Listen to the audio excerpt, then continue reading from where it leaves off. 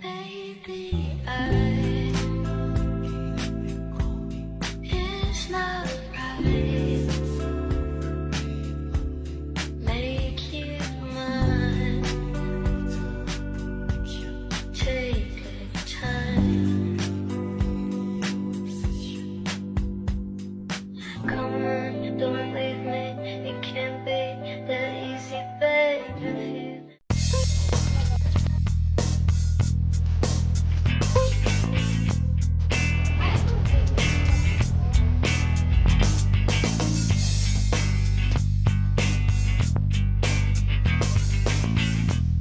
Guys, so welcome 2026. So 2026 na guys, and itutur ko kayo sa room na pinagstaya namin ngayong January 1. Though meron kaming mga family thing na nangyari and medyo devastated kami from 2025. Gagawa na lang ako ng video na para ma-remember ko din someday and probably mapanood din ng mga kids ko in the future. So, papakita ko sa inyo kung saan ako nagstay for today's video. Actually, kasama ko naman yung mga anak ko. Kasama ko rin si dad. Pero ngayon kasi wala sila dito sa room at nandun sila kay tatay. Kasi ngayon ay currently kasalukuyan nakaburol yung father ng husband ko. And for today is hindi lang ako sumama because medyo marami tayong kailangan isettle, ayusin.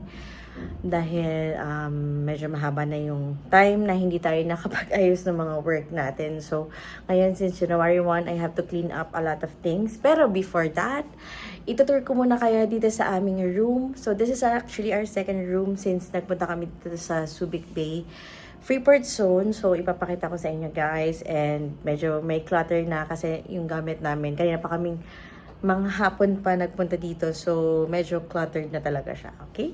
So, eto na. Start tayo for room tour, guys. Ang kanilang door here is smart lock. Okay? Naka-smart lock yun, guys. And, yun, may card siya. Ang card niya isa lang. So, normally kasi, parang napansin ko sa ibang hotel is dalawa yung card nila para sa companion, ganyan. Pero for this hotel sa Vista Marina, is one lang yung card niya. So, okay naman. Wala naman problema. So, yun lang yung isa sa mga napansin ko. Mas maganda rin siguro if dalawa yung card nila. So, para, syempre, pag may isang gusto umalis alone, pwedeng may sarili silang card. Diba? Tama? Okay, now, i-share ko naman sa inyo, guys. Ayan. This is the cabinet. For this cabinet, guys, it's mataas. Mataas talaga siya. Kumbaga, ayun. Hindi nyo makita kasi dahil lalayo ako. Ganyan siya. Ayan, halos ano na siya, door height na siya. Ganon siya kataas. So, ba't ganun? May parang ano. Wait lang Ayan, nawala na. So, i-share ko sa inyo. This is the first cabinet. Ayan. So, may first, second, third, and fourth. So, yan. Ito may safe siya. Siguro magpapa-assist ka dito. Sabi dito is press 1, 2, 3, 4, 6. Yan. So, yan. Tapos, ito rin, nakalock to. So, siguro hingi ka ng susi sa kanila if gusto mong gamitin. Pero, wala siya dito sa room. And this is the second cabinet. So, merong up cabinet. Meron din ito. So, meron siyang sabitan ng mga damit mo. Pero sa amin, guys, we just shove it in. Shove it in. Kasi nga, karating lang namin today, medyo napagod ako. Medyo napagod ako for pagdala ng mga gamit. Kasi, guys, nasa mataas na floor kami at wala silang elevator. So, kaya, nilagay ko muna, bukas ko na lang siya ayusin since ilang days naman kami dito magstay. Okay. Now, I'll show you the bathroom. Okay. Pakita ko sa inyo yung bathroom. Here you go. Okay, so this is the bathroom, guys. Of course, may excuse this the CR. Okay, so ito is sabitan, of course. So maganda rin na may sabitan. Meron silang exhaust. Meron silang yan, basta yung pang dry, blow dryer. And of course, yung mga namin, yung mga makeup, ganyan. Nandyan lahat. Medyo magulo na, no? Pero guys, before kanina maayos yan, maganda yung pagkakagawa nila. May toothbrush. Yan, merong mga soap. Akin yan. May dala talaga ako yan. Tapos may bathtub sila here. And then, meron silang mga thoughtful na shower gel, shampoo, and conditioner, guys. Meron sila niyan. And of course, may shower and then may towel. Ay, towel. May towel yan. May curtain, guys. May curtain sila. And then, the floor is vinyl ata to. Vinyl. Doon kasi sa Mango Valley, guys, it's real wood. Ito, vinyl siya. So, okay lang din naman. And then, of course, meron siyang receiving area. So, if gusto mong magbisita, pwede. Kasi meron silang dalawang ang tawag doon? Upuan. Okay? So, isa lang sa mga napansin ko here is yung mga outlet nila. Yung outlet nila, medyo nakakatakot saksakan. Pero, yun. So, siguro yun, if in case mabasa ng Vista Marina, hello. So, pwede kayong i-improve niyo yung outlet niyo.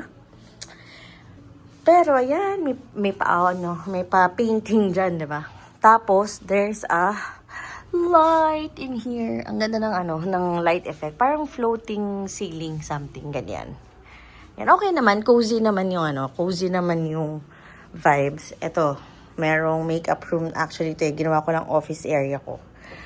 Tapos, merong, ayan, itong bed na to. Queen size ba to? Basta may bed. So, may single and queen. Yan. So, perfect yan kung sa family of 3 or 4. I think. Tapos, ito yung TV. Yes, a TV, guys, is smart TV yan.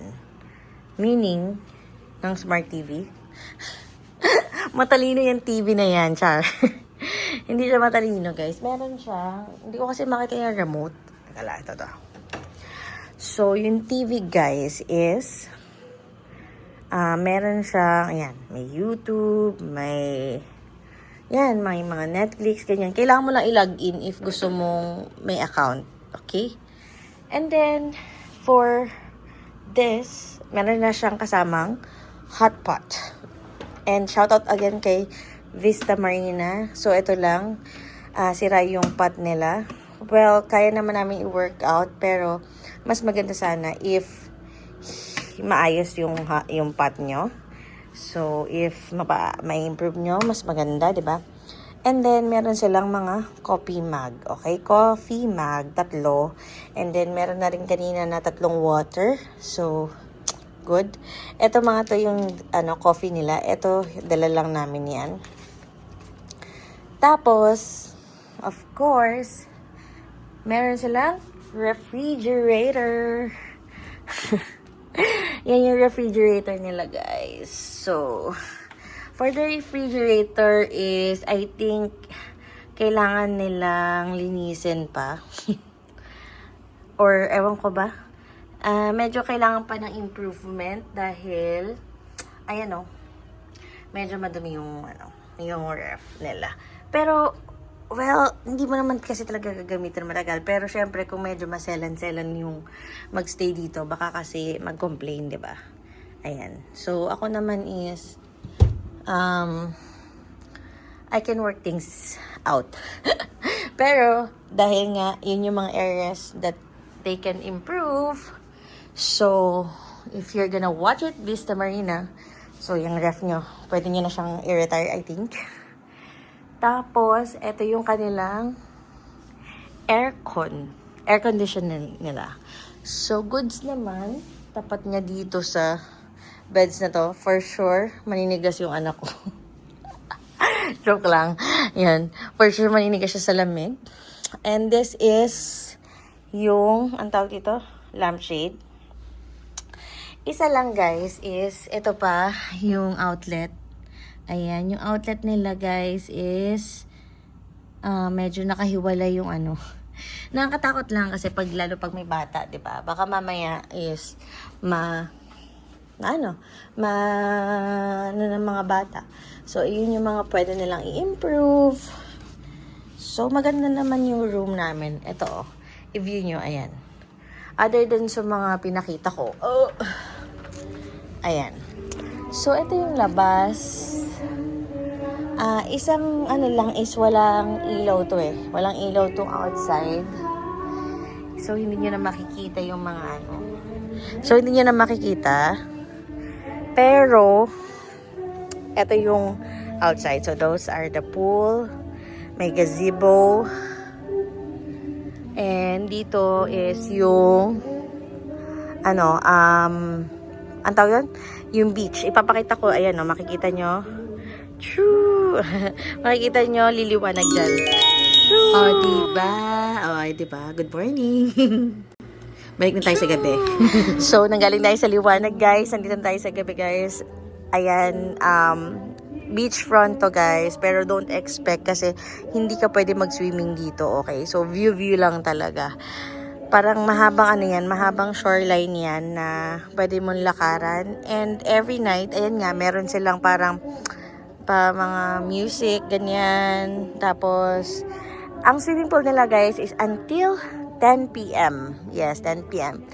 Tapos, you can see talaga lahat. Lalo na pag maliwanag, you can see everything in here. Ang sarap magkape. So, the hotel needs a little,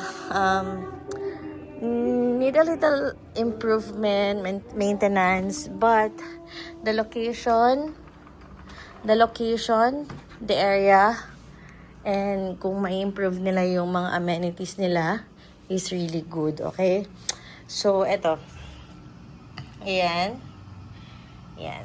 So, ipapakita ko rin sa inyo. First, pinakita ko sa inyo kanina yung nasa labas. Ang tawag doon yung nasa hallway. Yung papasok, diba? So, makikita nyo rin yun dito sa video ko.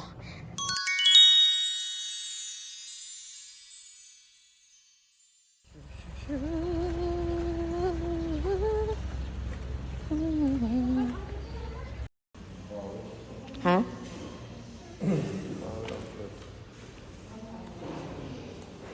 Bree. So, meron silang restaurant.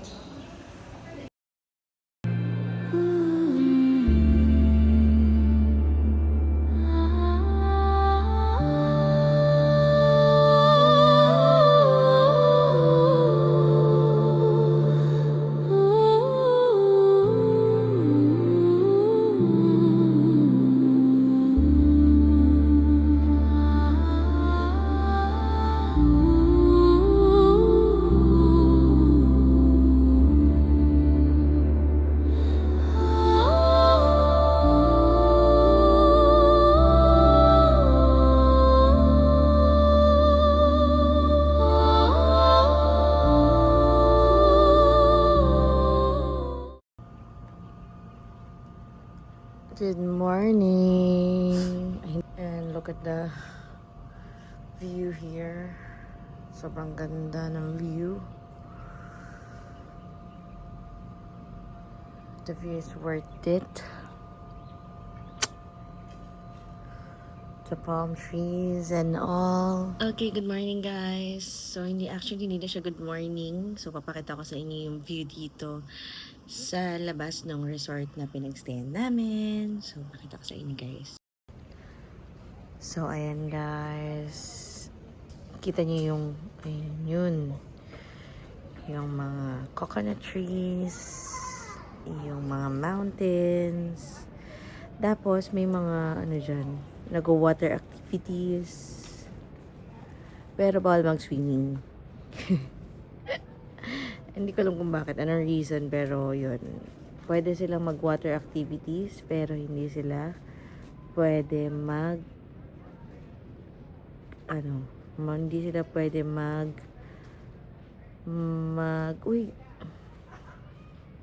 hindi sila pwede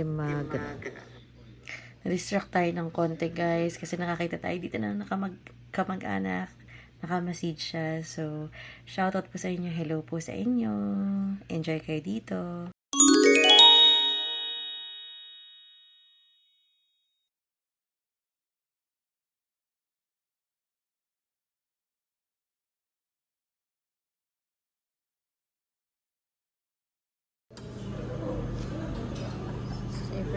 ako ng pagkain.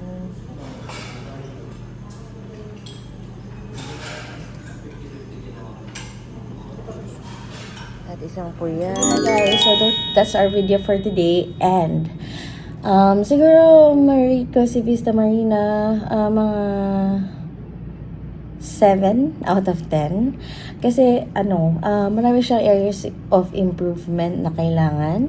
Specifically, dun sa entrance area niya. First is, wala siyang welcoming committee. Meaning, kunyari, pag-arrive ng guest nila is, walang security, though siguro January 1 ngayon, probably it's because January 1, but we will see tomorrow. Tomorrow kasi is January 2. So, i-check ko rin tomorrow if merong mga welcoming committee. And dun sa nila, yung mga area sa lobby is need a little bit of cleaning.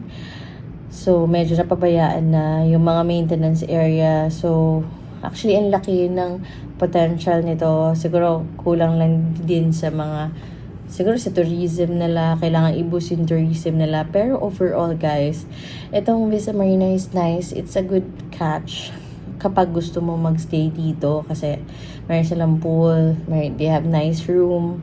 They just need to do a lot of cleaning and improvement dun sa mga pinakita ko kanina. So, tomorrow, makikita rin natin, guys, yung kanilang breakfast. So, isama ko na rin dito sa video para makita nyo na rin yung kanilang, By the way, guys, this is not sponsored, okay? This is based on my experience kasi today is January 1, 2026. So, kaya gusto ko siyang i-document. And para meron akong pwedeng balikan someday, okay? We don't know if next year, Vista Marina pa rin to. Pero, ayun. So, these are the things that I have seen in Vista Marina. So, thank you guys. And this is Ate Namnam. And thank you for watching again.